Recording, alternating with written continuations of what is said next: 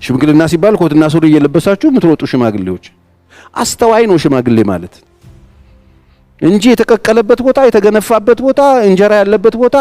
ኮትና ሱሪ እየለበሰ የሄደ ሚንደረደርና ከርሱን የሚሞላ አይደለም ሽማግሌ የሚያደርገውን የሚያቅ ነው ትኩር ብሎ የሚመለከት ነው ማረጋገጫ እግዚአብሔር የሚጠይቅ ነው አስተውሎ የሚያደርገውን ነገር የሚያደርግ ነው ዛሬ ስንት ሽማግሌ ነው የሚሄድበት ቦታ ከመሄዱ በፊት የሚያረጋግጠው እግዚአብሔር ኮንፈርሜሽን የሚጠይቀው ይሄ ጉዳይ እግዚአብሔር አለበት የለበትም የሚል ጸልያችኋል ወዴት ነው የምትሄዱት ማንን ምን ውስጥ ልትከቱ ነው ስለዚህ ሽምግልና ስትሄዱ ለምን ነው የምትሄዱት ምን ለማድረግ ነው የምትሄዱት የእግዚአብሔርን ሐሳብ ለመፈጸም ነው የምትሄዱት ወይስ የጠጅ ቤት ጓደኞቻችሁን ሐሳብ ለመፈጸም ነው የምትሄዱት ዛሬ በተለያዩ ቦታዎች ላይ ሽምግልና ሄደን ያፈርንባቸው ቦታዎች የሉም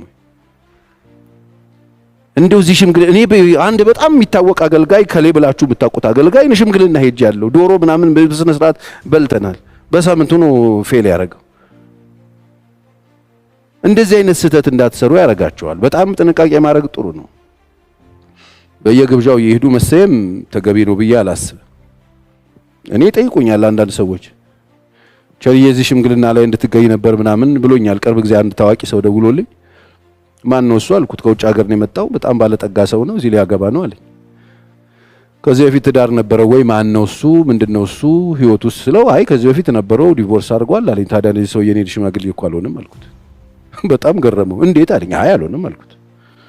አልሆነም ይሄ ሰው የኳስ በመሬት ማድረግ ያለበትን ተመክሮ ነው እንግዲህ አጮሆ ምናምን ሊገባ ከሆነ እኔ የለውበትም አልኩት 40 ሰዎች ሊሰበሰቡ